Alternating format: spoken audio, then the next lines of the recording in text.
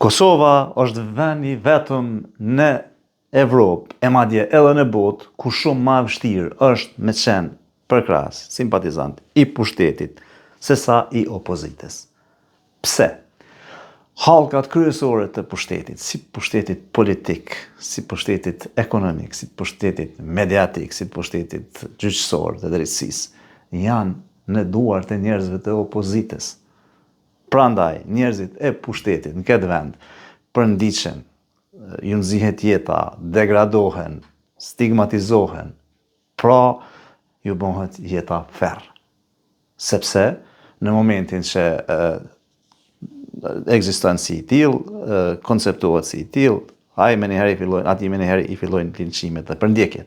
E nëse zotruna ka në i pushtet të caktuar, atëherë i bëhet jeta edhe ma ferr.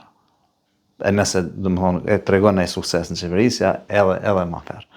Pra, po flasim për situatë për një moment të nderë, sepse institucionet, ato kuadrat politik nuk po them, po sa i përket edhe institucioneve, në momentin që vjen në rangun e dytë ku janë menaxherët, ato institucione po menaxhohen nga pjesa dërmuese nga njerëz të opozitës. Njëjtë ekziston edhe në ndërmarrjet publike, edhe në dikasteret tjerë ekonomik dhe politik. Për bizneses po flasim, pjesa ma madhe e bizneseve janë në dorë të opozitës, ose janë vetë atyre, ose janë të njerëzve të satelit të saj. Për media, pjesa ma madhe e mediave dihet ka anojnë. Prandaj, në këto situata është shumë e vështirë të jesh përkras i pushtetit apo simpatizant. Në këto raste, privilegjet janë duke i gëzu krejt njerëzit e opozitës.